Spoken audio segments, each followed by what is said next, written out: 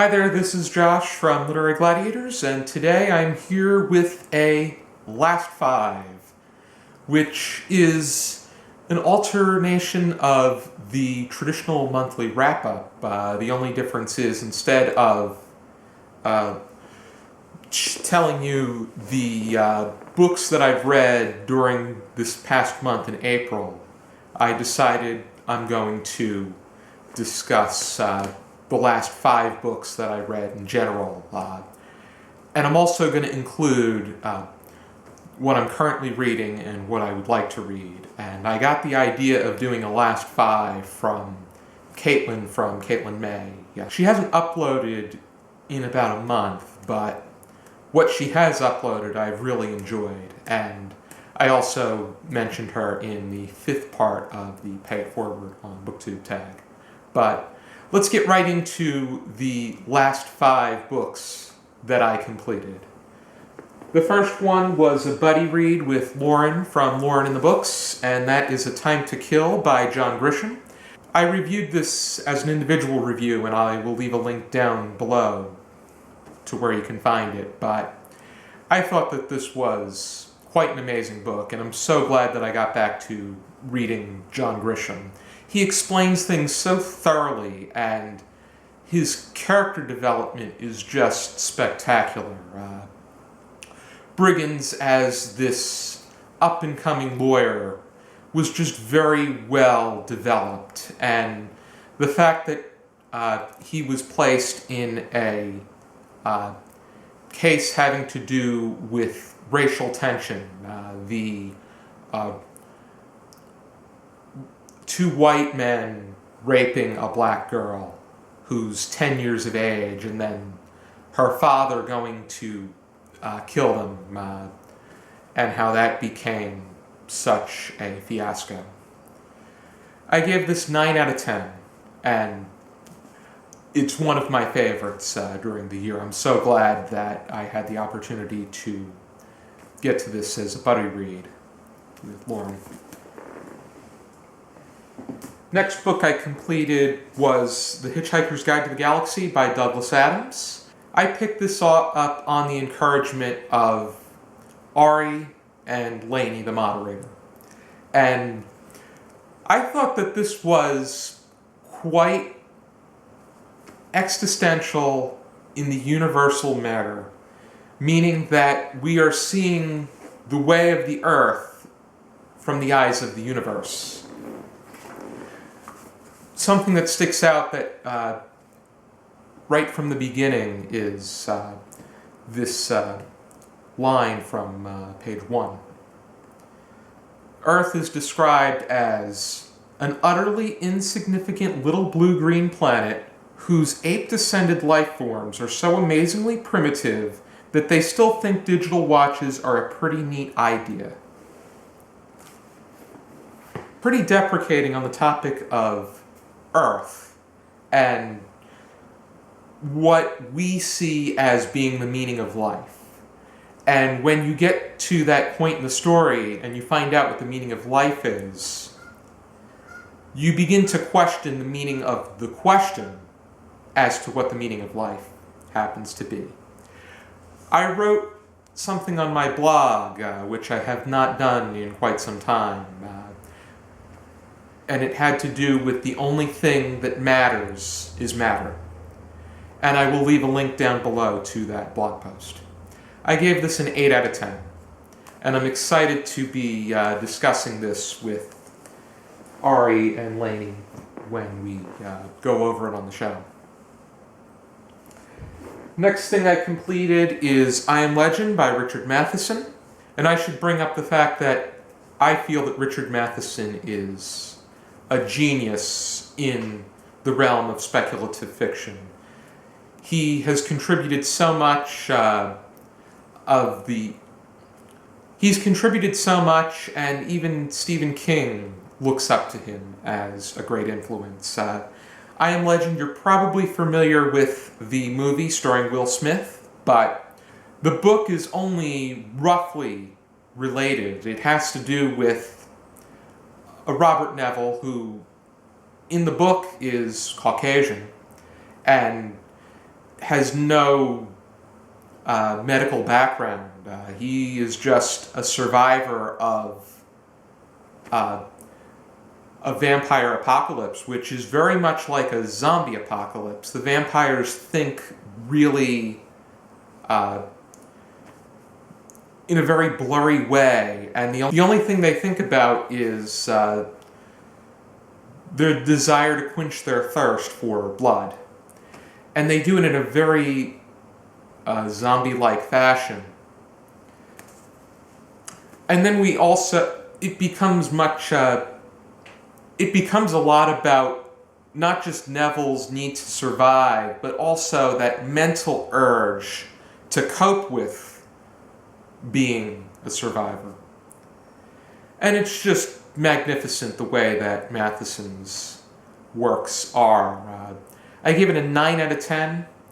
I didn't think it was as good as The Shrinking Man in how it really filled me with this adrenaline, but I still felt that it was revolutionary in the point that it was making and what it was contributing to speculative fiction. Next thing I picked up was Daddy Daddy by Paul Durcan, which originally I started reading this for my Irish literature class during my last semester at college. And the poems Self-Portrait Nude with Steering Wheel and Mary Magdalene at a Sunday Mass in Castlebar really stuck out to me in the way that it either delivered this shock comedy factor or this thinking outside the box factor with regard to how we see things biblically. And the last part of the book, just about every poem has to do with the poet's relation to his father and how the father is either dead, disconnected, whether it be physically or mentally, aging. And it's just, it's quite something. And then once you get to the end of the book, it really breaks some fourth wall. I'm not going to say anything. It's not really, wouldn't be a spoiler, but I think it would be worth the experience for you to point that out. I thought that Daddy Daddy was quite a hysterical collection of poems that definitely caught my attention. I gave it an 8 out of 10, and I feel that if you are getting into Irish poetry, Paul Durcan definitely deserves attention. The 4 books that I mentioned, I would recommend. I think that they are definitely worth your time in some way or another. The 5th one, on the other hand, avoid it altogether. And it's Arlene, Sardine. There's nothing spectacular about the story of a cute little fish that gets fished out, dies in the net, is packaged, and then eaten. Or, as we assume, will be eaten. It's just not worth it. I say avoid it completely. There are so many other good children's books. Arlene Sardine should be avoided like the plague.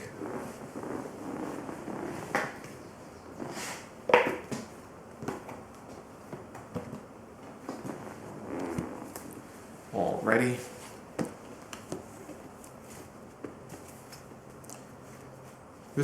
These are the last 5 books I read and completed.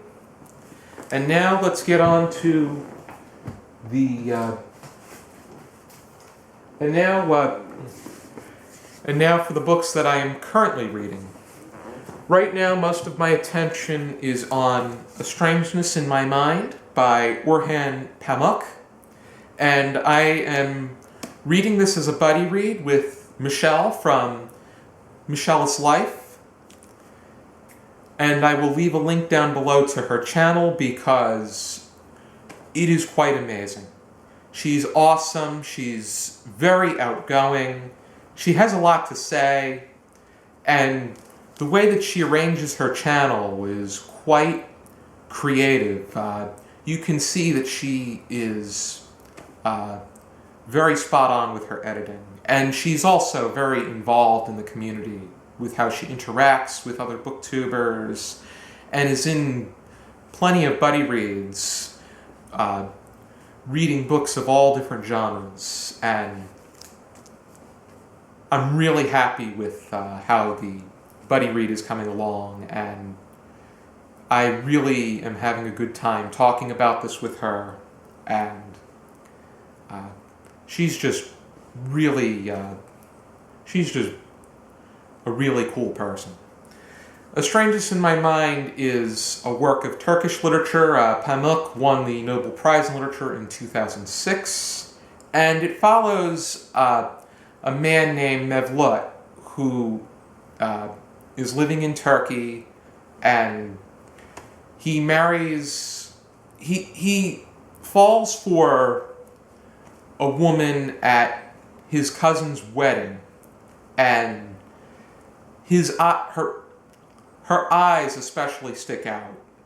But he ends up marrying her sister in what may very well be a bit of trickery. I won't say too much, but it follows his life from his struggles as a child to his struggles in school, getting right into selling. First it's booza and yogurt, and as yogurt becomes more commercial, it strictly becomes booza and other things that can be sold as a street vendor. Right now I'm really enjoying this. It's really catching my attention, and Pamuk is really creative with how he is willing to speak to the reader and assure them of certain things, even if it means breaking down some fourth wall. And he also tells the story from the perspectives of the other characters. And I would say this includes just about everybody except Mevlut, which, quite ironic, but it's his strategy and it's working. The next thing that I'm going over that I'm reading on and off is something that I got several years ago, and I got it from an Aldi, which they really don't have much with regard to books, but 101 Cool Science Experiments with Glen Singleton and arranged by Helen Chapman. The Glen Singleton takes care of the illustrations and the imagery, while Chapman arranges the experiments themselves.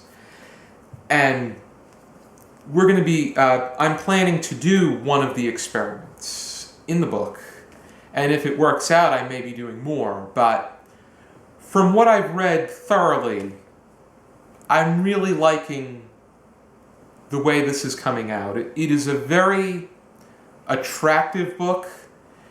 It really catches my attention, and I think it's very smart that they have a lab rat that is the central character that is taking part in the experiments and is the central figure. As for the things that I plan to read, first thing is the Monocled Mutineer by John Fairley and William Allison. And I got this as this is a review copy. I was approached by a branch of Souvenir Press, and they asked if I can read and review this, which I'm taking on their request, and I look forward to doing it. It really means a lot to be approached by publishers and ask them to review their books. This is the third one. The first was my friend's mother, Eileen Schneider's sequel to Hanukkah Guilt in Unleavened Dead. And the second was The Things We Keep by Sally Hepworth. And I was approached by St. Martin's Press to read and review that. So you should expect an honest review on the way when I have the opportunity to do so. Next thing I plan to read is The Murder of Roger Ackroyd by Agatha Christie. This was also suggested by my friend Ari, and we may be discussing this on our show as well. I look forward to reading this. I hear a lot about And Then There Were None, and Ari liked The Murder of Roger Ackroyd, so I'm really excited to read it because I heard a lot of great things about Agatha Christie, and she's been deemed a master of the genre. Alrighty. This is everything that is current and upcoming. And this should definitely be an exciting month and season when it comes to reading. Thank you for tuning in to my last 5, plus the additions to what I am currently reading and what I plan to read. And I hope you check out some more videos from our channel, and for now, keep reading.